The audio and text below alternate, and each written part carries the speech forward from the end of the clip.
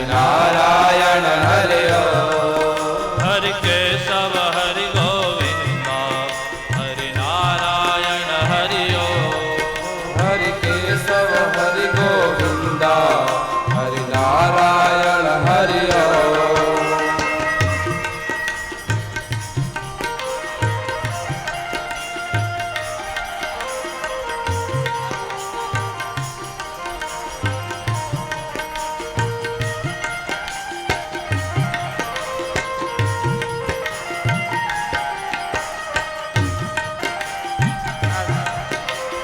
હે ગુરુદેવ આહા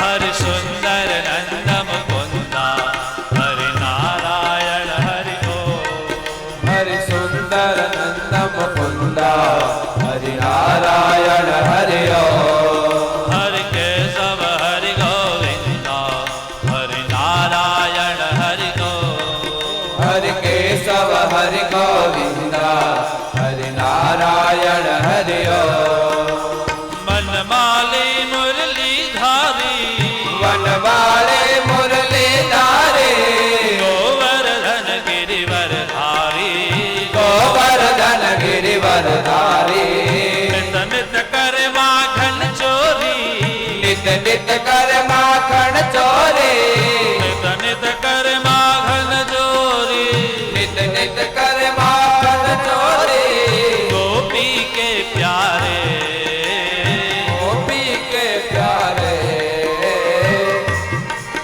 હરિ સુંદર નંદ મુકુંદા હરિ નારાયણ હરિ હરિ સુંદર નંદ મુકુંદા હરિ નારાયણ હરિ હરિ કેશવ હરિ ગોવિંદા હરિ નારાયણ હરિ હરિ કેશવ હરિ ગોવિંદા હરિ નારાયણ હરિ હરિ સુંદર નંદ મુકુંદા હરિ નારાયણ હરિ હરિ સુંદર હરિ ગોવિંદા હરિ નારાયણ હરિ રાધે રાધે રાધે રાધે રાધે રાધે રાધે રાધે રાધે રાધે રાધે રાધે રાધે રાધે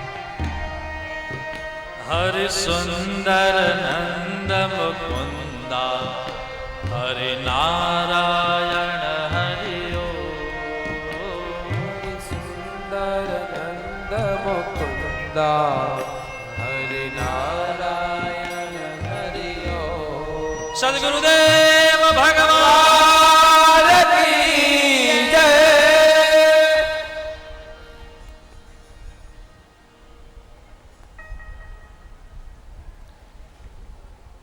જય શ્રી કૃષ્ણ જય સિયારામ. તમે બધા સારું રમ્યા, પણ જે વાહેથી આગળ આવો છો ને એમાં થોડી ડિસ્ટર્બ થશે.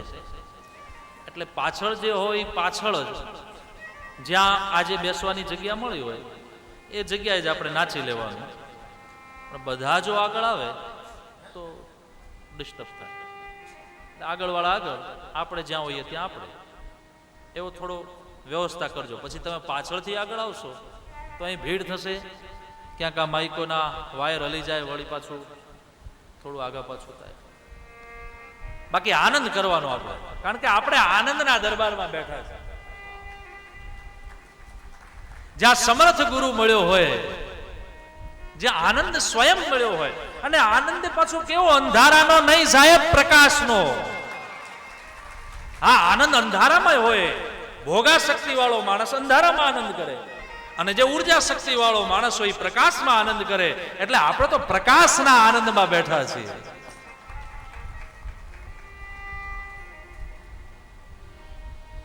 એટલે આપણો આનંદ અંધારાનો આનંદ નથી. આપણો આનંદ તો જાગતો અને એકદમ પ્રકાશિત છે, દૈદીપ્યમાન છે.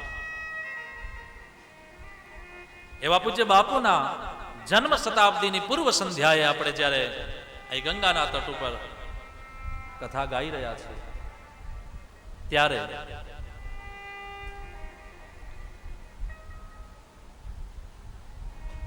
બાપુ એ આપણા જીવનનો આધાર છે અને હંમેશા સદગુરુ એ જીવનનો આધાર જ હોય છે. પણ મેં એવું સાંભળ્યું છે મહાપુરુષોના મુખેથી કે સાચા સદગુરુને શોધવા નથી જવો પડતો. ઘણીવાર આપણને લોકો એમ કે ભાઈ અમારે હારા ગુરુ બનાવવા છે. કયા હારા ગુરુ? સારા ગુરુને શોધવાની જરૂર નથી. સારા ગુરુને શોધવા કરતા પોતે લાયક બની જશે ને તો આપોઆપ સદગુરુ હાથ મૂકી દેશે.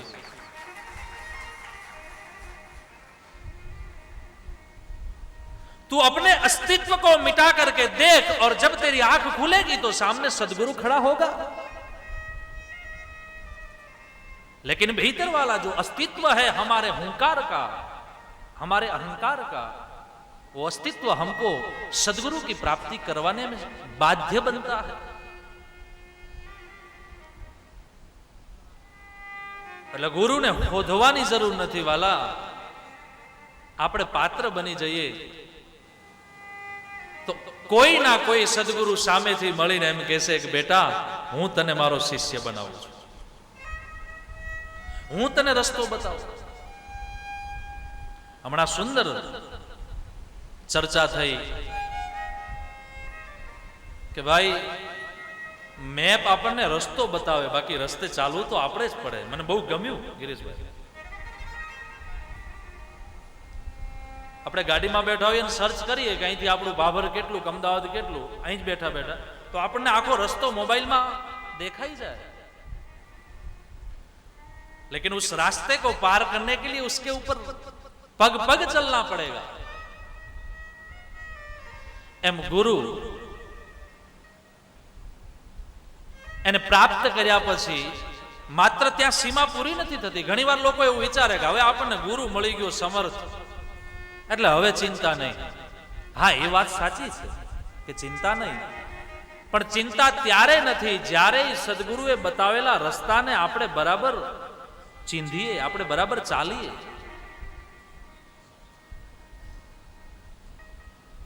ગુરુ મારા ગારુડીને મુझ પર કીધી મેર, अरे मोरो बतायो मोहे मर्म को उतर गया सब છે. જો આ એક દોહામાં આપણને આખા ગુરુ તત્વ શું છે એને તો આપણે જાણી જ ન શકીએ બાપુ. કારણ કે એ તો સમર્થ મહાપુરુષો હોય, એને આપણે ન જાણી શકીએ. પણ એને જો જાણવું હોય તો આ એક જ દોહો આપણને એટલું સમજાવે છે. બરાબર ધ્યાન આપજો શબ્દ ઉપર. गुरु मारा गारुड़ीने मुझ पर कीधी में, अरे मोरो बतायो मोहे मरमनो फिर उतर गया सब છે. એ જે મર્મ શબ્દ છે, મર્મ વાક્ય છે, એ જે રસ્તો છે એને આપણે આપણા જીવનમાં ફોલો કરશું, એને આપણા જીવનમાં ઉતારશું તો ભીતરની જે પ્રવૃત્તિ છે એ અયોગ્ય પ્રવૃત્તિ શાંત થશે. અને પ્રવૃત્તિ જ્યારે શાંત થશે, લૌકિક પ્રવૃત્તિ જ્યારે શાંત થશે ત્યારે ભીતરની જે વૃત્તિ છે એ સદગુરુના ચીધેલા રસ્તા ઉપર ચાલશે. પ્રવૃત્તિ અને વૃત્તિમાં આટલો ફરક છે. વૃત્તિ એટલે સાત્વિક કર્તવ્ય અને પ્રવૃત્તિ એટલે વૈચારિક સાંસારિક જે આપણું કર્તવ્ય છે એને પ્રવૃત્તિ આપણે કહી શકીએ. ભાઈ હમણાં શું પ્રવૃત્તિ કરો છો? બોલે હમણાં તો પેઢીએ જઈએ છીએ અને હમણાં થોડું મંદુ છે પણ ત્યાં બેઠા હોઈએ, મોજ કરીએ. એ પ્રવૃત્તિ. પણ એની જ પ્રવૃત્તિમાં જ્યારે વૃત્તિ જાગે ને ત્યારે આવી વ્યાસપીઠોના મંડાણ થાય ને અને યુવાન ધન કથા ગાવા બેસી જાય. એ તો પૂજ્ય બાપુએ હમણાં સરસ વાત કરી કે આ યુગમાં જે યુવા ધન છે એની પાસે ખાસ કરીને મોબાઈલ હોય, લેપટોપ હોય, વોટ્સએપ હોય, મેસેન્જર હોય, ફેસબુક હોય. કારણ કે એના જીવનનું સાથી જ એ મોબાઈલ છે. અને તમે માર્ક કરજો, તમે તમારા પરિવાર સાથે તમે નીકળો ગાડીમાં, એટલે ગાડી ચલાવનારો ભાઈ ચલાવતો હોય, બાજુમાં બેસનારો શેઠ એ એના મોબાઈલમાં પ્રવૃત્ત હોય, વાહે બેઠેલી એની પત્ની એના મોબાઈલમાં પ્રવૃત્ત હોય, છોકરો વળી એના મોબાઈલમાં, એ એકેથી બોલતા ન હોય છતાંય બીજાથી કનેક્ટ હોય ને એ ભીતર બેઠા છે એનાથી ડિસ્કનેક્ટ હોય, બીજેથી હોય ઓનલાઈન હોય, પણ એ જેના સાથે બેઠા છે એનાથી ડિસ્કનેક્ટ હોય. એ એકબીજા પૂછતાય ન હોય કે હવે આપણે જયપુર પહોંચ્યા કે અજમેર પહોંચ્યા કે દિલ્હી ક્યારે આવશે.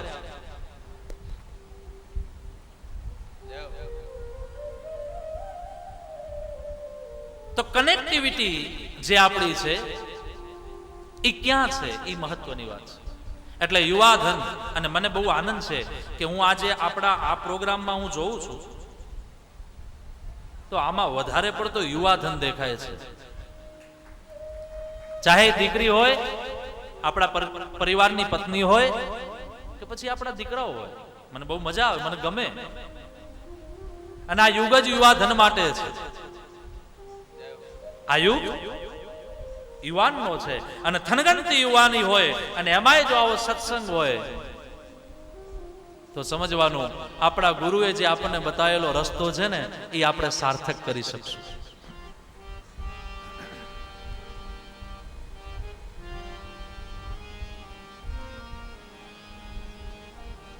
માટે વિશેષ આપણે સદગુરુના ચીંધેલા રસ્તા ઉપર ચાલીએ. એટલે આવા યુવાનો, ભાઈ આવીન ને ત્રિવેણી સુંદર મજાનો કાલે પાઠ કરતા હતા, મને ગમ્યું. અને લગભગ અમે બધા હરકી ઉંમરના હશું, પણ આ ત્યારે આવે છે. એટલે તો મને કોઈક ભાઈએ કહ્યું હતું, મને કે આચાર્ય શ્રી, પૈસો તો પોતાના જીવનમાં ન હોય તો કોઈ પણ ભોગે કરોડપતિ બની શકે છે. કરોડપતિ બનવા માટે માણસને વાર લાગતી નથી. જો આડા અવળું કરતા આવડી જાય, યા તો પછી સારું કંઈક કામ કરતા આવડી જાય, તો માણસ કરોડપતિ તો બની જશે. એટલે કે સંપત્તિવાન તો બની જશે. પણ વાલા સારા સંસ્કારો જ્યારે ઘરમાંથી જતા રહેશે, પરિવારથી જતા રહેશે, છોકરાઓમાંથી જતા રહેશે, અને એ સંસ્કારોને પાછા લાવવા છે ને, તો પછી એના એ જીવનમાં નહીં આવે. એના માટે 3 પેઢીઓને પાછું એમાં મુબારકતા દેવી પડશે. 3 પેઢીઓ એમાં ખપી જશે, ત્યારે વળી પાછી 3જી 4થી પેઢીએ એ સંસ્કારોનો ઉગારો થશે. આવડી મોટી પ્રોસેસ છે.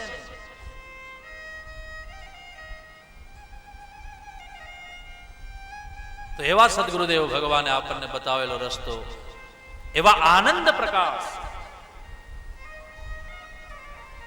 આનંદ એટલે શું? આપણે આનંદ એટલે તો આમ સમજીએ કે મોજ, પણ તમને એક સાવ સાચી વાત કરું કે આનંદનો પર્યાયવાચી બીજો કોઈ શબ્દ જ નથી આખા શબ્દકોશમાં. આનંદ થી જે ઉપરની એક ભૂમિકા છે એનું નામ પરમાનંદ. પરમાનંદ પૂરી મન રાજા માનસ તહા બોલાઈ બજાવો બાજા.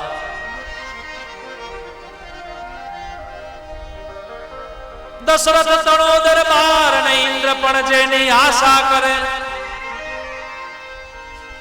એ ભાયો વિના બેકાર કડવો લાગે ભરતને. એવા દશરથજી મહારાજ, એના ભીતર આનંદ તો છે, પણ જ્યારે ભગવાન રામનું પ્રાગટ્ય થયું ત્યારે પરમાનંદ પ્રગટ થયો.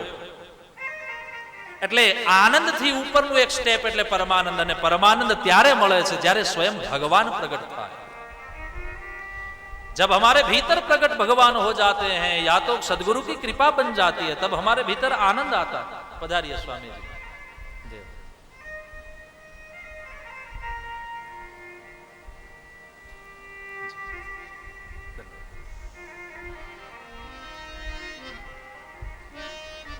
स्वामी जी जैसलमेर से पधारे हुए हैं 2 दिन के लिए कथा के लिए, और मेरे को बहुत प्यार करते हैं। तो कल भी उन्होंने यहाँ हाजिरी दी थी और आज भी। निम्बार की पीठ से स्वामी जी हैं और बड़े सरल स्वभाव और मन कुटिलाई ऐसे हमारे स्वामी जी। आपका स्वागत है व्यासपीठ से।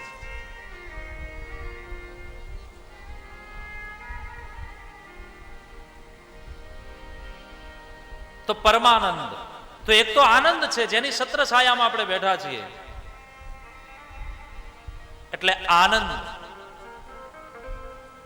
આનંદનો એક બીજો અર્થ છે ભાગવતની દ્રષ્ટિએ, આનંદમ દિયતે દાનઃ. એક વ્યાકરણ, આનંદનો અર્થ આનંદમ દિયતે દાનઃ સ આનંદઃ. જે આનંદનું દાન કરી શકે એનું નામ આનંદ. તો મને ને તમને જેણે આનંદ આપ્યો છે એ આપ્યો નથી, આપણી પેઢીઓને સુધારી દીધી વાલા. આ તમે બધા આ બધો મોજ કરો, આનંદ કરો, એ તો એની છત્ર છાયા છે. શું કૃપા રહી હશે એ મહારાજની. અને એનું વક્તવ્ય જ્યારે તમે સાંભળો ત્યારે આમ હા,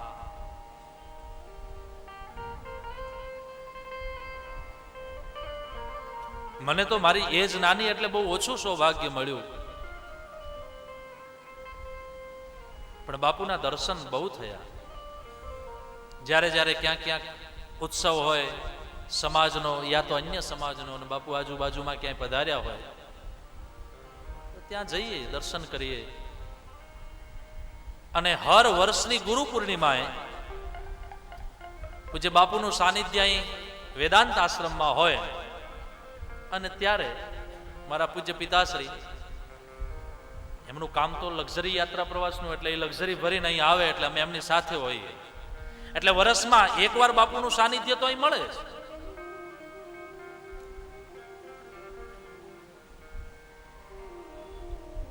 બાપુની સાથે બહુ રહેવાનો કોઈ અવસર નહીં, અને ક્યારે મળ્યો નથી એવો. ન તો પિતાજીને મળ્યો કે ન મને મળ્યો, પણ ક્યારેક ક્યારેક એમના દર્શન થતા, એમની વાણી જ્યારે મળતી ત્યારે આનંદ આવતો. હા, તપોનિષ્ઠ. અને તમે જોજો, બાપુએ ક્યારે બ્રાહ્મણ હતા ને અને બ્રહ્મચારી હતા, બાપુએ ક્યારે લુંગી ન પહેરી, ધોતીની ક્યારે આડી લુંગી ન મારી. તમે જ્યારે જોશો ત્યારે બાપુ ધોતીમાં જ હોય. એ મજાની ધોતી, ઉપર ટૂંક્યું એક જભ્ભો. તપોનિષ્ઠ મહામૂર્તિ, બ્રાહ્મણ છે, બ્રહ્મચર્ય પાલન કરનારા છે, અને વિશેષ ગાયત્રીના ઉપાસક છે.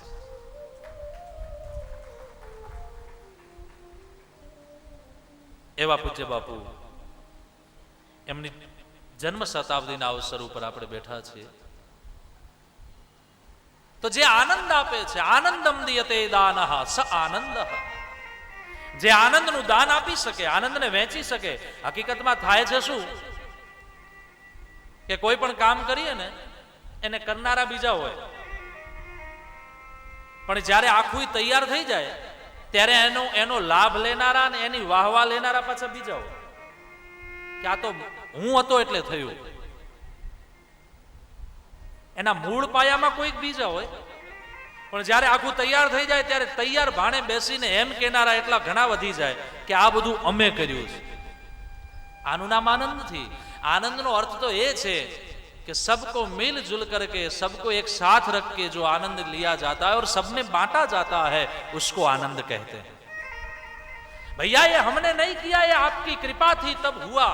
ये भाव जब बनता है भीतर, तब समझ लेना कि हमको आनंद देने का एक अवसर मिला है. एवा पूज्य बापू जे आनंद आपनारा છે. અને જ્યારે જોવો ત્યારે પ્રસન્ન ચિત્તે પરમાત્મા દર્શનમ. જ્યારે જોઈએ ત્યારે પ્રસન્ન હોય. એમની પ્રસન્નતા, એમની લાવણ્યતા લાવણ્ય નિધિ સોહ બાલ વિદુભાલ. જેમ ભગવાન શિવ સોહે છે એમ ભગવાન સદગુરુદેવ ભગવાન એ ત્રિપુંડ ભસ્મનું અને પછી આના ઉપર સુંદર મજાનું તિલક, વિશાળ અલકાવલી, વિશાળ ભાલ. જ્યાં સુધી આપણા વચ્ચે હતા ને ત્યાં સુધી આપણને થોડું ઓછું કદાચ સમજાયું હશે, કદાચ, હું એવું દાવાપૂર્વક ન કહી શકું, પણ કદાચ આપણને જ્યારે હયાતી હતી ત્યારે પૂજ્ય ગુરુદેવ ઓછા સમજાઈ શક્યા હોય. પણ વાલા, જ્યારે હવે નથી હયાતી ને એમની માત્ર કૃપા આપણા ઉપર વરસી રહી છે, ત્યારે આપણને સમજાયું કે ખરેખર આપણને કેવો મહાપુરુષ મળ્યો હતો.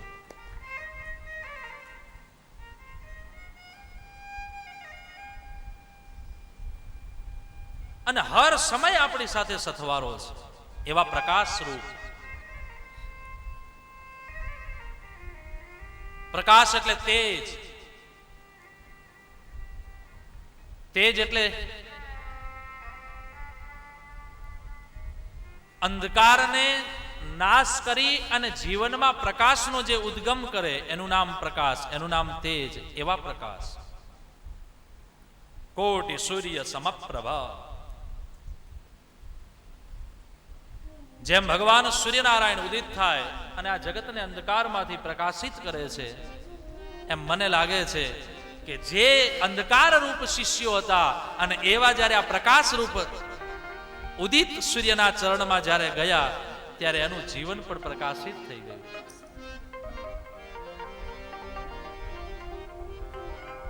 પ્રકાશ, પ માને પાપ. પાપમાંથી જે મને ને તમને દૂર કરે. પછી બીજો અક્ષર છે ક. કનો અર્થ છે કમ સુખસ્યતિ. કમનો અર્થ છે વ્યાકરણની દ્રષ્ટિએ સુખમસ્યતિ, જે મને ને તમને સુખ આપે, પાપમાંથી મુક્ત કરે. બીજો અક્ષર છે ક. ક માને સુખની પ્રાપ્તિ કરાવે.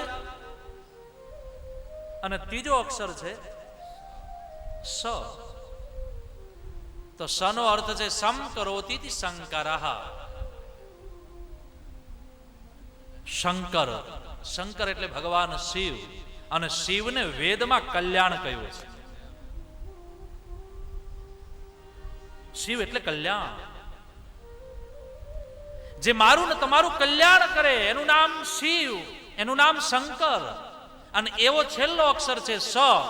તો પ માને પાપમાંથી દૂર કરનારા, ક માને સુખની વૃદ્ધિ કરાવનારા, અને સ માને કલ્યાણ કરનારા. આવા જે સદગુરુ છે એનું નામ આનંદ પ્રકાશ.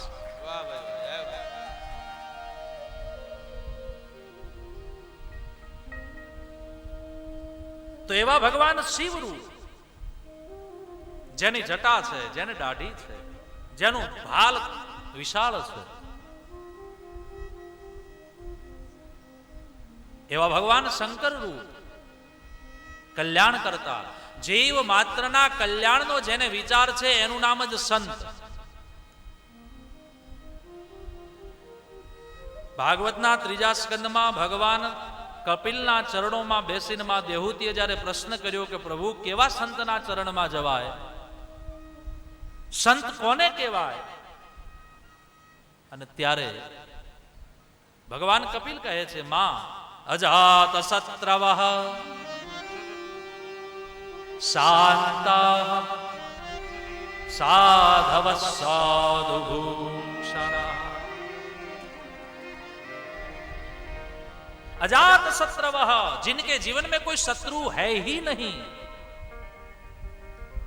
बिना शत्रु का जिनका जीवन है. शत्रु तो શું પણ શત્રુ કદાચ સામે આવી જાય ને તો એને કે આવો ભાઈ એમ કરીને જે પુકારે એ મહાપુરુષ. એવા સદગુરુદેવ તો શંકરના રૂપ, કલ્યાણ રૂપ છે. અને સંત હંમેશા કલ્યાણનું જ વિચારે. એ પોતાના માટે નથી જીવતો, એ જગત માટે જીવે છે. શાંતાહ શાંત સ્વરૂપ साधव साधु भूषण. हे मां, ये साधुओं का आभूषण है, ये संतों का लक्षण है. संते कई होनाना दागीना पहरे तो ज संत कहेवाय एवुं नथी, के संत गेरुआ कपड़ा पहरे तो ज संत कहेवाय एवुं नथी, संत व्हाइट कपड़ा पहरे तो ज संत छे एवुं नथी. संतनो मूળ स्वभाव भागवत कहे छे કે બીજાનું કલ્યાણ કરવાનો જેનો વિચાર છે, બીજાના હિતમાં પોતાનું હિત જાણે છે,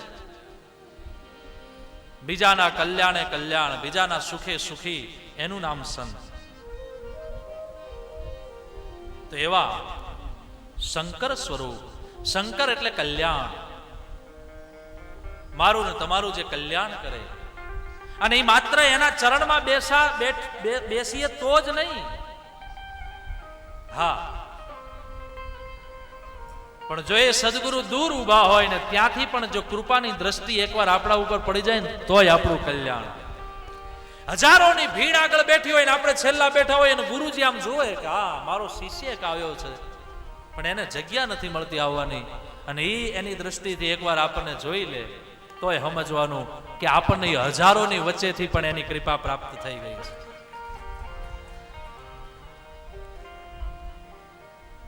સંત ભગવાન આપણાથી બોલે ન બોલે, એને ટાઈમ હોય ન હોય, માત્ર એના સાનિધ્યમાં જઈને બેસીએ અને બેઠા પછી એ આપણને કાંઈ ન પૂછે, પણ છતાંય જો એના સાનિધ્યમાં બેસી અને બેઠા પછી જો ભીતરથી કંઈ શાંતિ થાય, ભીતરનો કંઈક આનંદ થાય, ભીતરની વૃત્તિ ને પ્રવૃત્તિ શાંત થાય, તો સમજવાનું કે આ મહાપુરુષના જીવનનો પ્રભાવ, એનું પુણ્ય, એનો જપ, એનો તપ આપણા જીવનમાં કંઈક કામ કરે છે.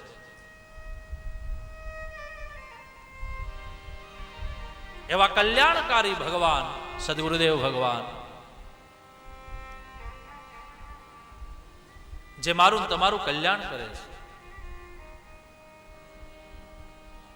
જજાગ્રતો દૂરમુદયતિ દેવં તદુ સુપ્તસ્ય તથૈવૈતિ દૂરંગમં જ્યોતિઘં જ્યોતિરેકં તન્મે મનઃ શિવ સંકલ્પમસ્તુ. સુખારથિરસ્વાનિવ જન્મનુઘ્યાન્નેતીયતે ભીષુ બિર્બા જીન ઇવ રથ પ્રતિષ્ઠં જદધીરંજ વિષ્ટં તન્મે મનઃ શિવ સંકલ્પમસ્તુ. શિવ સંકલ્પ છે, શિવ કલ્યાણ છે, અને કલ્યાણનો દેવ એટલે શિવ. એવા ભગવાન શિવ સ્વરૂપ આપણા ગુરુ પૂજ્ય આનંદ પ્રકાશ બાપુ, જે આનંદનો દાન આપે અને સાથે સાથે આપણા પાપોને દૂર કરે. પાપ કરે પ્રભુજી મિલે, પાપ કરે સુખ હોય, पाप करे सुख शांति मिले, इसीलिए पाप करो सबको.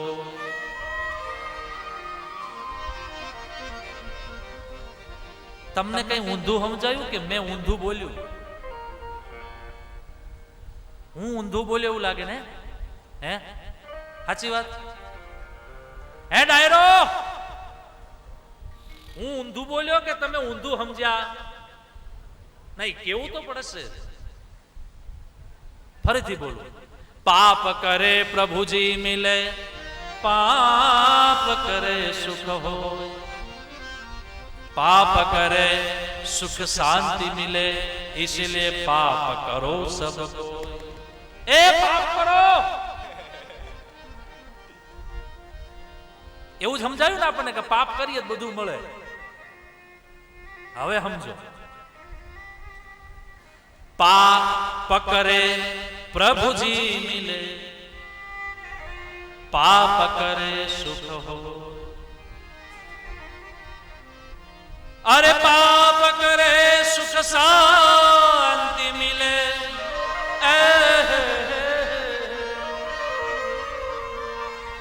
इसीलिए पाप करो सब कोई, इसीलिए पाप करो सब कोई, इसीलिए पाप करो सब कोई. હવે સમજાયું નથી? સમજાયું? સમજાયું? વાહ. હવે હું સમજાવું. પાનો અર્થ છે પાવ, પગ. સદગુરુનું ચરણ. पा पकड़ो, पकड़ना है उसको. सदगुरु के चरण को एक बार पकड़ लिया, पा पकड़ो, पा पग पकड़ो, पग पकड़ो सुख शांति मिले. ये बात. पाप करो प्रभु जी मिले, पाप करो सुख होय. એ સમર્થ ગુરુના ચરણ પકડાઈ જશે અને એની કૃપા મળી જશે તો બધું મળશે.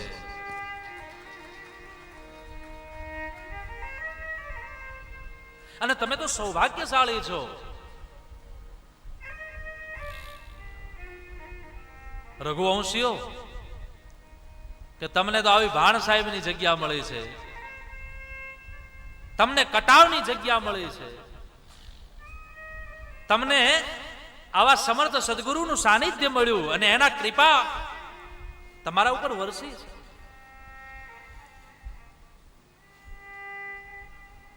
એટલે તમે બધા સૌભાગ્યશાળી છો. તો આવા સમર્થ સદગુરુના સાનિધ્યમાં બેસી ભલે હયાતી હોય ન હોય પણ એનું દિવ્ય ચૈતન્ય આપણા ઉપર કૃપા વરસાવી રહ્યું એવું મને લાગે છે. નહીં તો આટલો આનંદ આવે જ નહીં. આનંદની છત્ર છાયામાં બેસીને જ્યારે આનંદ કરી રહ્યા છીએ ત્યારે આનંદને સમજવાનો પ્રયત્ન આપણે કરી રહ્યા છીએ. જાણીએ ગુરુ છે મને ને તમને પાપમાંથી મુક્ત કરી પુણ્યનો ઉદય કરાવે છે.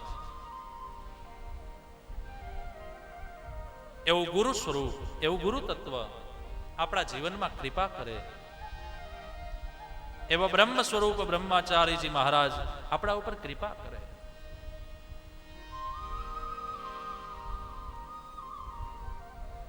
તો એવા સદગુરુદેવના જન્મ શતાબ્દીની પૂર્વ સંધ્યાએ જ્યારે આપણે ભાગવતને લઈને બેઠા છીએ, આવો થોડી વાર ભાગવતનું પણ ચિંતન કરીએ. હું તમને રોજ પ્રયત્ન કરીશ કે ગુરુના ચરણ તરફ આપણે પ્રયત્ન કરીએ પહોંચવાનો. થોડું થોડું ભાગવતનું પણ ચિંતન કરશું. ઓલરેડી આપણી પાસે ટોટલ સમય 3.5 કલાકનો છે, 9 થી 12:30. જે કથાઓ 2-2 સત્રમાં થતી હતી, સવારના 3-3.5 કલાક, સાંજના 3-3.5 કલાક, 6-6, 7-7 કલાક, એ કથાઓ હવે આપણે માત્ર 3.5 કલાકમાં વર્ણવાની છે. અને એમાંય આપણે ગુરુની જન્મ શતાબ્દી ઉપર બેઠા છીએ એટલે એનું ચિંતન કરવાનું હોય. तो अब कुछ समय के लिए भागवत के अंदर प्रविष्ट हों.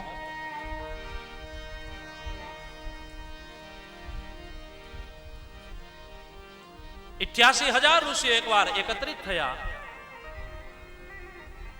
1-2 હજાર નહીં, ધ્યાન દેજો, 88,000.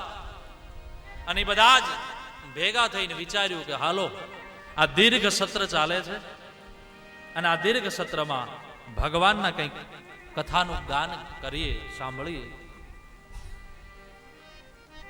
જાય છે બ્રહ્માજી પાસે. બ્રહ્માજી મનોમય ચક્રને છોડે છે અને એ ચક્ર જ્યાં શાંત થયું એ છે નૈમિષારણ્ય. અને એ આ ઉત્તર ભૂમિની જ એક સ્થાન છે નૈમિષારણ્ય.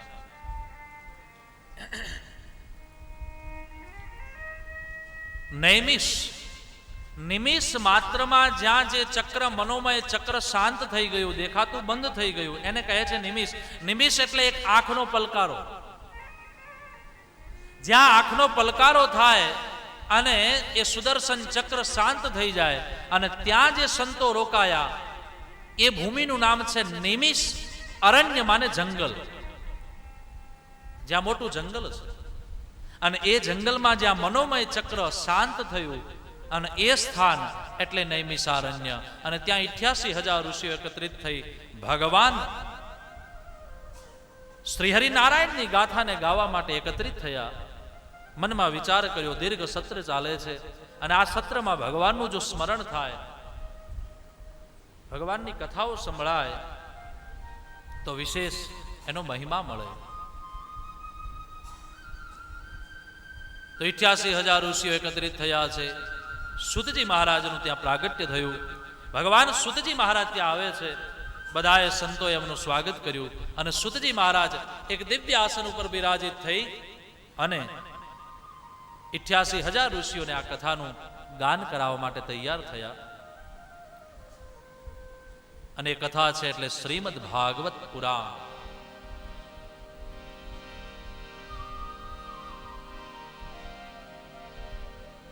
ભાગવતની કથાની યાત્રાને એમાં પહેલો વહેલો શ્લોક, જે શ્લોક આપણને બધાને આવડે છે એટલે તમે બધા ગાજો. સચ્ચિદાનંદ રૂપાય વિશ્વોત્પત્યાદિ હેતવે તાપત્રય વિનાશાય શ્રી કૃષ્ણાય વયં નમઃ.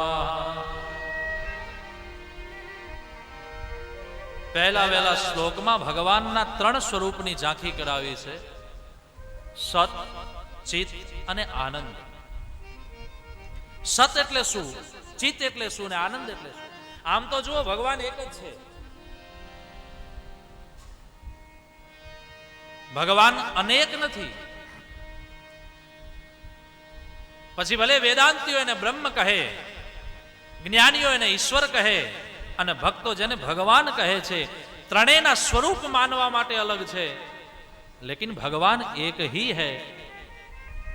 एको हम द्वितीयो नास्ति. वेद कहता है भगवान एक ही है.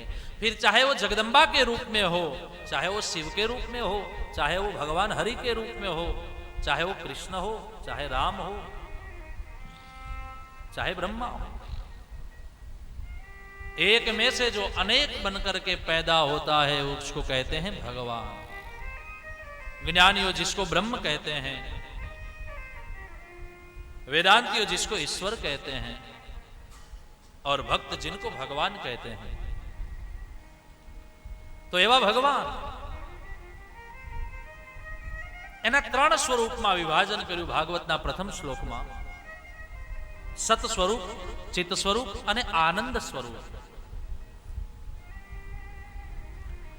સચ્ચિદાનંદ રૂપાય, સત ચિત આનંદ. તો સત સ્વરૂપ માને જે દેખાતો નથી ને છતાંય છે. ઇન શોર્ટ, આપણને ક્યાંય દેખાય નહીં પણ છતાંય એ અનુભવ થાય છે કે ભગવાન છે. ये जो कुछ बनाया है उस भगवान ने, ऐसी हम मन में एक धैर्यता लेके बैठे हैं. तो सत माने जे छे એને બનાવનારો છે પણ એ દેખાતો નથી, એનું નામ સત. ચિત્ત, ચિત્તનો અર્થ છે જેણે આ બધું બનાવ્યું છે એને જ ભોગવવા માટે, એનો આનંદ લેવા માટે જે ચિત્ત રૂપ એટલે કે આત્માને જેણે તૈયાર કર્યો છે, એટલે કે હું ને તમે બધા જ જીવ માત્ર એ ચિત્ત સ્વરૂપ. સમજાય છે ને માતાઓ? સમજાય છે ને તમને? હા, તો વાંધો નહીં. તો સત અને ચિત્ત, અને ત્રીજું ભગવાનનું સ્વરૂપ છે આનંદ.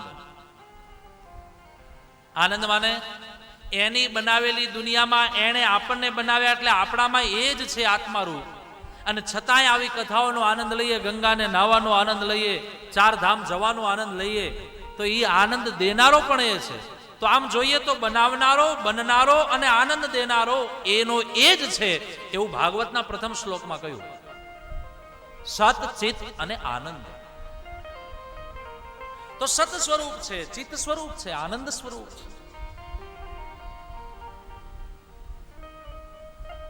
ચિત્ત માને ભીતર રહેલું ચૈતન્ય.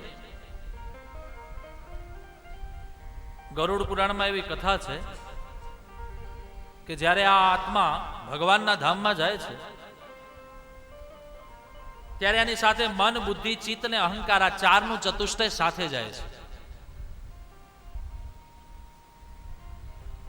તમે એમ કહેશો કે એ આપણને કેમ મનાય? તો હું તમને કહું કે નાનું બાળક હમણાં હજુ જન્મ્યું છે અને 3 જ મિનિટ થઈ છે જન્મ્યાને, હજુ તો કલાકમાં કે 5 મિનિટે નથી થઈ, અને એ 3 મિનિટના બાળકને એની માના થને લગાવો એટલે એ બાળક સીધું દૂધને પીવા માંડે. આનું સીધું અર્થ એવો થાય કે એના પૂર્વના વિચારો એની પાસે છે અને એ ક્રિયા આવડે છે. તમે એને શીખવાડ્યું? પણ પૂર્વના મન, બુદ્ધિ, ચિત્ત, અહંકાર આ ચારનું ચતુષ્ટય એની સાથે હતું, એ આત્માની સાથે. એટલે જ એ આત્મા જ્યારે પાછો બાળક બનીને આવ્યો ત્યારે એને ખબર પડી કે આ માના થનમાંથી દૂધ પીવાય. એને આંગળીઓ ખોલતા ના આવડે, એને આંખ ખોલતા ના આવડે, પણ દૂધને ખેંચતા આવડે છે. આ સીધું પ્રમાણ છે. તો ચારનું ચતુષ્ટય આત્માની સાથે જાય છે ભગવાનના ધામમાં. અને પછી ત્યાં ગયા પછી એવી કથા છે બાપુ કે જે ચિત્ત છે એ શું છે? બોલે લાઈવ ટેલિકાસ્ટનો કેમેરો છે. જ્યારે પહેલો વહેલો શ્વાસ આપણે આપણા માના ગર્ભથી આ જગતમાં જન્મીએ અને પહેલો શ્વાસ લઈએ ત્યારે આ ચિત્તરૂપી કેમેરો ઓન થઈ જાય, ચાલુ થઈ જાય. અને પછી છેલ્લે લાસ્ટ શ્વાસ લઈએ ત્યાં સુધી એ કેમેરો ચાલુ હોય. ઉઠતા, બેસતા, જાગતા, સોતા, ખાતા, પીતા સળંગ ચાલુ રહે. પછી ચિત્તરૂપી કેમેરો જ્યારે ભગવાન પાસે જાય ત્યારે ભગવાન એને ખોલવડાવે. ત્યાં પાછું એનો સોફ્ટવેર હોય, એનું કોમ્પ્યુટર હોય. પણ એ કોમ્પ્યુટરને ચલાવનારો કોણ? ભગવાન નથી, ચિત્રગુપ્ત છે. અને એ ચિત્રગુપ્ત આ ચિત્તરૂપી કેમેરાને પોતાના સોફ્ટવેરમાં લગાવીને પછી જોવે કે ભાઈ આ આત્માએ કેટલું પાપ કર્યું, કેટલું પુણ્ય કર્યું. આવી કથા છે ગરુડ પુરાણમાં, વાંચજો ક્યારે. અને પછી એનું લેખું જોખું થાય, એટલે કે ભાઈ કેટલા પાપ છે ને કેટલા પુણ્ય છે એનું ત્રાજવું મંડાય. પછી પાપ વધારે હોય તો ભગવાન આપણને એમ કહે કે ભાઈ આને પહેલા પાપ ભોગવવા છે, પુણ્ય ભોગવવા, એટલે પછી આપણે જે ભોગવવું હોય આપણને આપે. તો આપણે શું કર્યું છે એ બધું ત્યાં દેખાય છે ચિત્રગુપ્ત દ્વારા. એ ચિત્ત જે છે એ ચિત્ત આપણા ભીતર છે. મન, બુદ્ધિ, ચિત્ત અને અહંકાર આ ચારનું ચતુષ્ટય ભગવાનની સાથે, આત્માની સાથે જાય છે. અને એ આત્માને એમાંથી આનંદ મળે છે, એમાંથી એના પાપ અને પુણ્યનું લેખું જોખું થાય છે. તેવા ચિત્ત સ્વરૂપ પણ પરમાત્મા છે, આનંદ સ્વરૂપ પણ પરમાત્મા છે, અને આ જગતને બનાવનારો પણ એ જ છે. એટલે તો કવિને કહેવું પડ્યું, પણ કયા ભના થાંભલા રોજ ઉભા રહે ને વાયુનો વીંજણો રોજ વાયે, ઉદય ને જસ્તના તોરડા ઉપર નટ બની રવિરાજ માલે. પણ કે ભાગતી ભાગતી પડી જતી રાત સૂર્યને હાથ ન જાવે, પણ કે કર્મવાદી બધા જ કર્મ કરતા રહે જે હમે યુગ મૂસીદ ભાવે.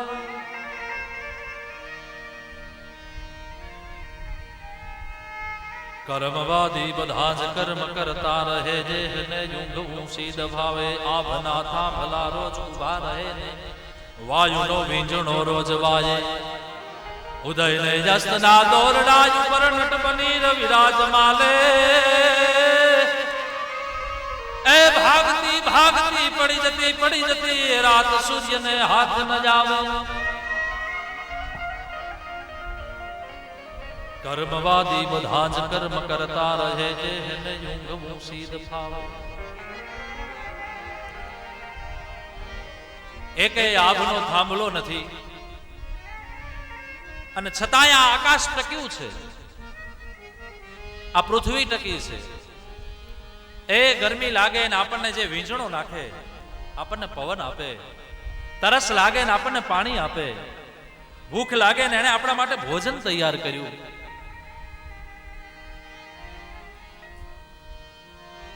અને છતાંય આપણે એમ કહી ભગવાન ક્યાં છે?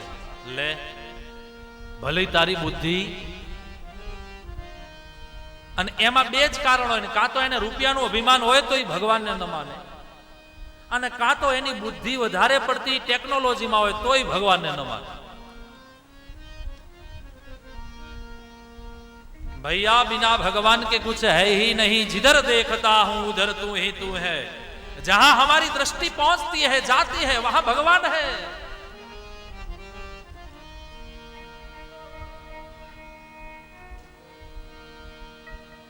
हरि व्यापक सर्वत्र समाना,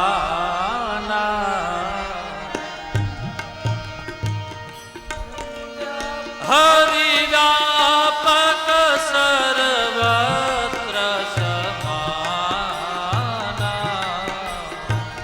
प्रेम ते प्रगट हो ही मैं जाना.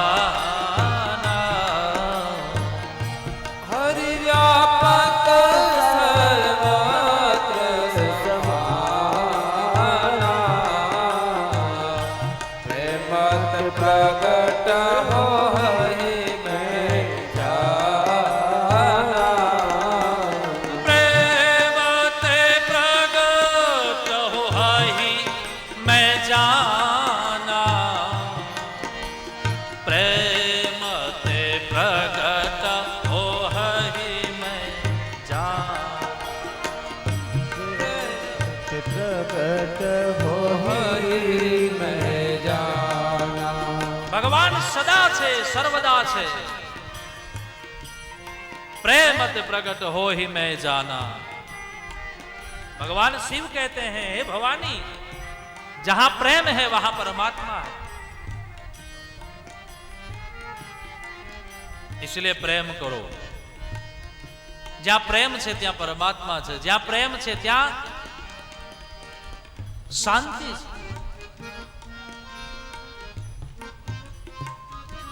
તો એવા પરમાત્મા પ્રેમથી પ્રગટ થાય છે. તો ભગવાન સર્વત્ર છે, સર્વદા છે, નિરંતર છે. અને એવા ભગવાનને જાણવા માટે બીજો કોઈ રસ્તો સુલભ નથી. માત્ર અને માત્ર કોઈ એવો એક રસ્તો હોય તો એ સંતોના મુખથી સંભળાયેલા સત્સંગ, આવી કથાઓ એ જ આપણને સાચો રસ્તો બતાવે છે.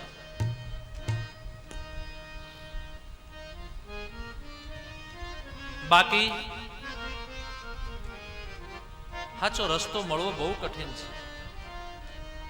આમ તો આ કર્તવ્ય સંતોની દરેક જગ્યાઓનું હતું. દરેક મહાપુરુષોએ, દરેક પીઠોએ, દરેક આચાર્યોએ આ કથાઓને કરવાની હતી અને દરેક આચાર્યોએ આ કામ કરવાનું હતું. પણ પછી જે તે જગ્યાઓએ કોઈ કામ કરી ન શક્યા અને પોતાના જ કામ કર્યા, ત્યારે આ કથાઓ ગેહે ગેહે જને જને મંડાણ થયા. અને અત્યારનું જો કોઈ હાવ સીધું, સાદું અને સરળ આપણને સાચો સત્સંગ મળતો હોય તો વ્યાસપીઠો દ્વારા મળે છે. અને મહાપુરુષોએ કામ કર્યા છે. વ્યાસપીઠો સતત ગેહે ગેહે જને જને જઈ અને આપણને કંઈક સમજણ આપે એવા રાહ બતાવે છે, એવા સ્થાન બતાવે છે. માટે જરૂરી છે સત્સંગની, માટે જરૂરી છે સદગુરુની. એવા સમર્થ ગુરુ મળે, એવા સમર્થ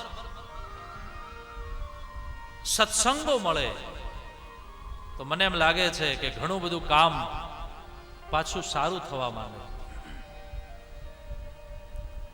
તો ભગવાન સદા છે, સર્વદા છે, નિરંતર છે. આપણી એ ચર્ચા હતી. ભાગવત નો પહેલો શ્લોક જેમાં 3 સ્વરૂપની ચર્ચા છે. સચ્ચિદાનંદ, એવા આનંદ સ્વરૂપ, સત સ્વરૂપ અને ચિત્ત સ્વરૂપ ભગવાનના ચરણોમાં 88,000 ઋષિઓએ પ્રણામ કર્યા છે. તાપત્રય વિનાશાય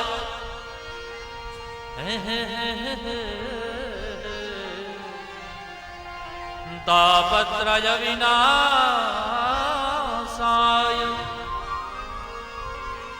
અરે તાપત્રય વિનાશાય શ્રી કૃષ્ણાય વયં નુમઃ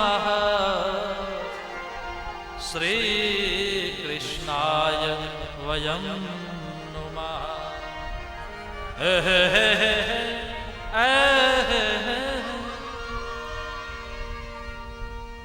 ત્રણેય તાપોને જે હરનારા છે એવા ભગવાન શ્રી કૃષ્ણ, એવા નારાયણના ચરણોમાં અમે પ્રણામ કરી અને ભાગવતની કથાને સાંભળવાનો વિચાર કરી રહ્યા છે.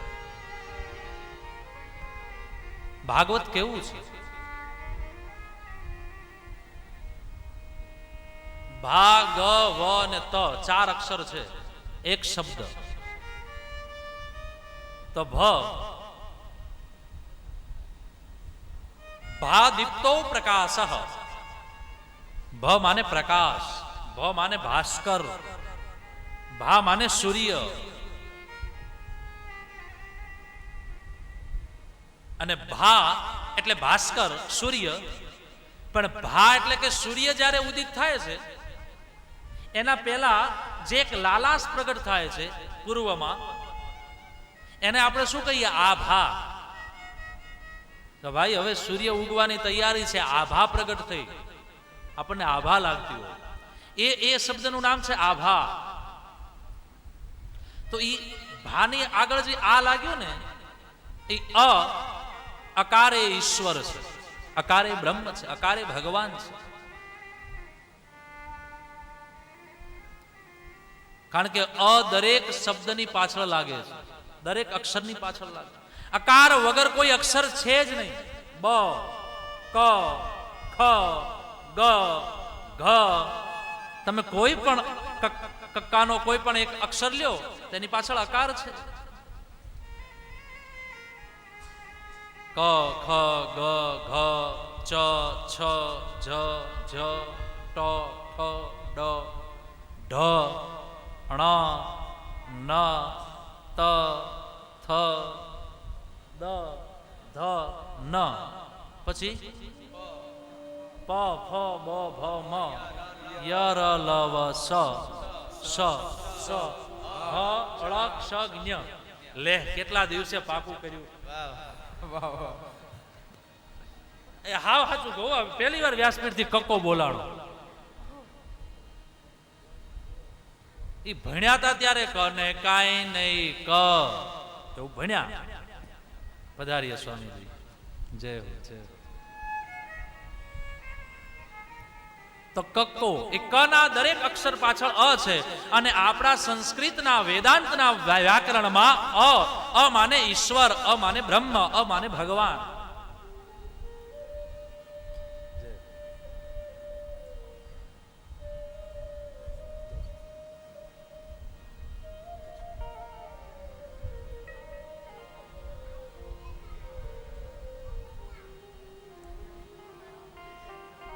તો એ બ્રહ્મ છે.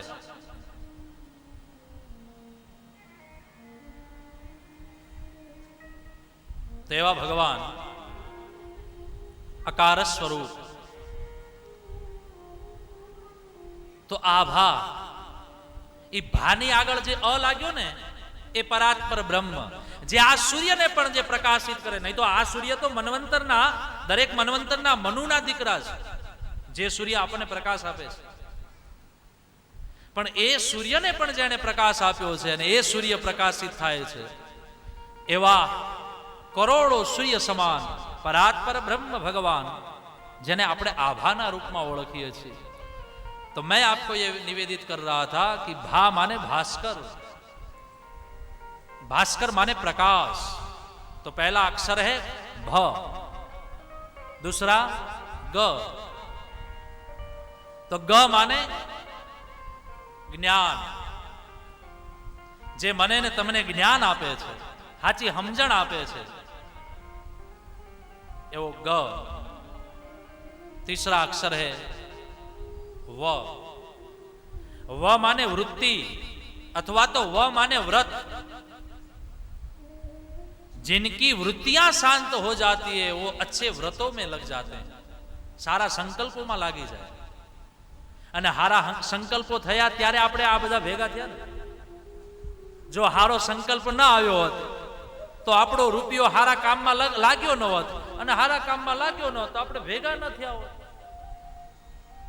પણ એ તો આપણે ત્યારે ભેગા થયા કે આપણી વૃત્તિઓ ક્યાંક હારા વૃત્તિમાં, હારી પ્રવૃત્તિમાં લાગી, ત્યારે આપણે ગંગાના કિનારે પૂજ્ય બાપુના જન્મ શતાબ્દીના મહોત્સવમાં ભેગા થયા.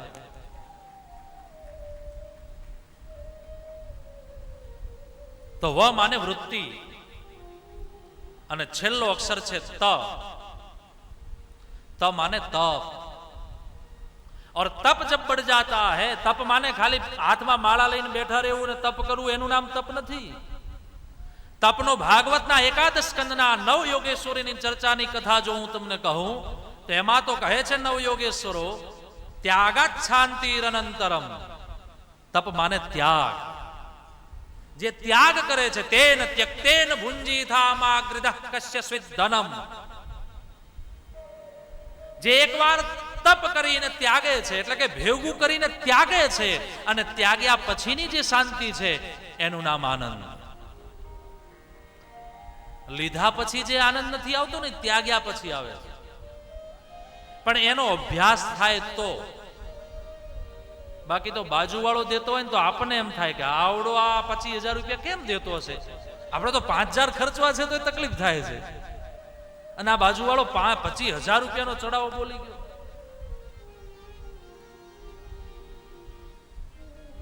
એને શું કહે છે ખબર છે?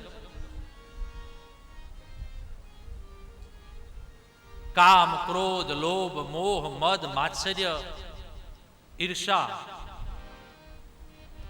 આવા જે 7 પ્રકાર છે ને, એમાંથી જે માત્સર્ય છે, કામને આપણે સમજ્યા, લોભને સમજ્યા, ઈર્ષાને સમજ્યા, પણ માત્સર્ય એટલે શું? તો માત્સર્યનો અર્થ આ જ છે કે બાજુવાળો હારા કામમાં 50,000 રૂપિયા દેતો હોય ને આપણે એની બાજુમાં બેઠો હોય ને આપણે એનો ગુડો દબાવી કે હમણાં રહેવા દે ને, દેવાય છે. ઉતાવળ શું છે? જોઈએ જો ઘી જોઈએ, ઘીની ધાર જોઈએ. એ જે આપણા ભીતર એ આગળ વધી જાય છે, એનો રૂપિયો હારા કામમાં લાગી જાય છે, અને એને આપણે રોકવાનો જે પ્રયત્ન કર્યો, એ જે આપણા ભીતરમાં વૃત્તિ જાગી, જે પ્રવૃત્તિ જાગી, એનું નામ માત્સર્ય છે. સમજાયું ને? આવી જેની વૃત્તિ છે, ઈર્ષાય અલગ છે, અદેખાઈ અલગ, લોભ અલગ, કામ અલગ, ક્રોધ અલગ, પણ માત્સર્ય કેમ?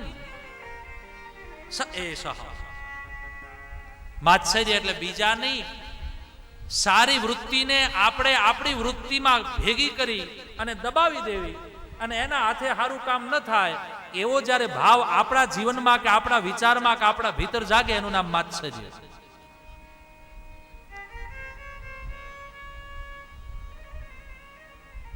તો એવી વૃત્તિ,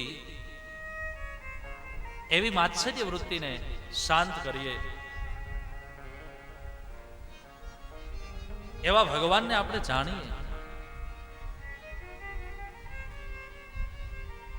જૂઠે હું સત્ય જાહી બિનુ જાની, જીમી ભુજંગ જીમી રજુ પહેચાની.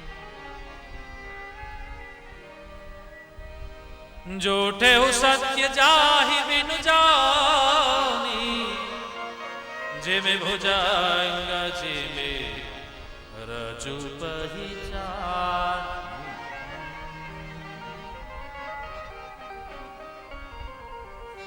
તો આપણે આમ પહેલા શ્લોકને સમજવાનો પ્રયત્ન કરી રહ્યા છીએ કે જેમ અંધારામાં દોરડું પડ્યું છે માનસમાં, તુલસીદાસજી કહે છે કે અંધારામાં પડેલું દોરડું જેમ સાપ દેખાય અને આપણે અરે અરે અરે સાપ છે લાઈટ લાવો અને તરત બેટરી કરીએ અને પછી ખબર પડે કે ઓય બાપ સાપ નહોતો તો આ તો દોરડું હતું, પણ મને એમ કે હમણાં કરડી જશે એટલે આપણે અટકી ગયા, ડરી ગયા. પણ જ્યારે એના ઉપર પ્રકાશ કર્યો, બેટરી કરી, ઓજ કર્યું, લાઈટ કરી, ત્યારે ખબર પડી. શું ખબર પડી? कि भैया ये सर्प नहीं है, ये तो गुण है, ये तो रस्सी है और रस्सी कभी काटेगी थोड़ी ना. આવી જાણ ક્યારે થઈ? પેલો પ્રકાશ કર્યો ત્યારે. એમ જીવનમાં જ્યારે આવા પ્રકાશ નો ભેટો જ્યારે થઈ જાય ત્યારે આખા જીવનમાં ક્યારે હાપ રૂપી કાળ આપણને નડતો નથી વાલા. પણ આવા આનંદના છત્ર છાયામાં આપણે જીવતા શીખીએ. એટલે જણાયું, એટલે ખબર પડી કે આ સાપ નથી, આ દોરડું છે. એ પ્રકાશને લઈને, અને એ પ્રકાશ આપણા જીવનનો પ્રકાશ બને.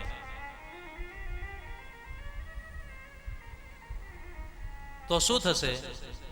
झूठे हूं सत्य जाहि बिनु जानी, जीमी भुजंग जीमी रजू पहिचानी.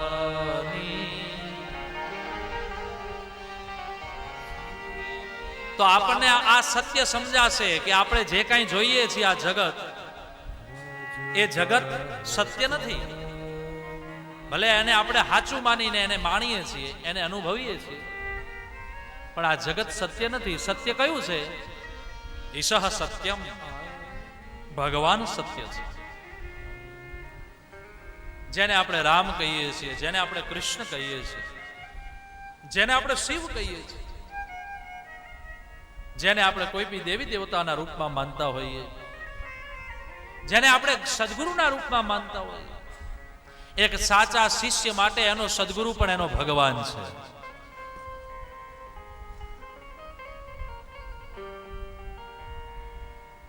અને સાચા શિષ્યની જ્યારે સાચી લાગણી હોય ગુરુ પ્રત્યે, પધારી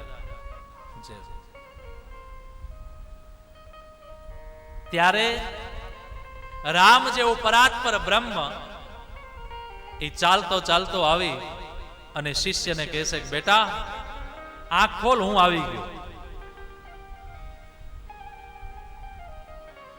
અને એ જ્યારે આંખને ખોલે ત્યારે આ નજર સામે પરાત્પર બ્રહ્મ ભગવાન રામ ધનુષધારી ઉભા હોય.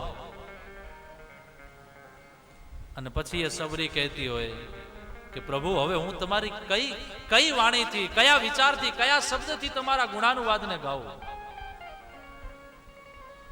अब कौन सी स्तुति करूं मैं आपकी? अधम ते अधम अधम अति नारी. પણ ભરોસો એક જ હતો વાલા, એક દિન રામ આયેગા, તુમકો દર્શન દેગા.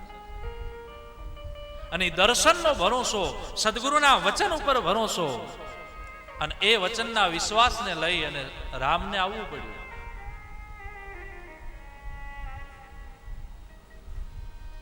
એ ભરોસો જાય નહીં, એ ભરોસો ક્યારે બદલાય નહીં.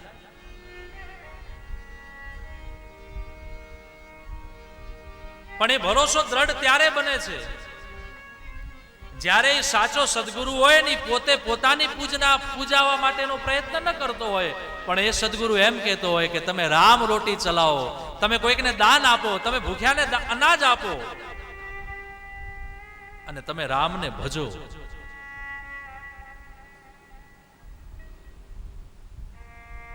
અને જલા બાપા એ જ કર્યું ને. નહીં તો જલારામ બાપા સ્વયં ભગવાન થઈ ગયા હોત તો આપણે એને પૂછતા હોત ભગવાનના રૂપમાં. પણ નહીં, એ પોતે એમ કહ્યું કે નહીં, રામને ભજો. હું તો તમને રસ્તો બતાવું છું, એ રસ્તે તમે ચાલો તો તમને રામ મળશે. અને એ રસ્તો ચીંધ્યો, આપણને બતાવ્યો. બાકી તો આજકાલ તો એવું થાય છે કે ગુરુ સ્વયં ભગવાન બની જાય. એ સ્વયં જ ભગવાન છે. બાકી એની આગળની હિસ્ટ્રી જોઈએ તો આપણને દેખાય, આપણને લાગે કે નહીં, એણે કોઈકને ભજ્યા છે, એણે કોઈકને ગુરુ કર્યા છે, અને એણે કોઈકનો નામ મંત્રનો દીક્ષા લીધી છે. પણ એ પોતે જ્યારે ભગવાન બની ગયા ત્યારે ઉપાધિના ગાડા થયા. इसलिए गुरु शिष्य के लिए भगवान है, लेकिन शिष्य उस राह पे चले जिस राह पे गुरु ने राह दिखाया हो. એટલે આપણો આ સમર્થ ગુરુ એ પોતે ભગવાન થવાનો વિચાર ન કર્યો, પણ એણે તો આપણને સતત ઉપદેશિત કર્યા કે બેટા આમ કરો, આમ કરો, આમ કરો.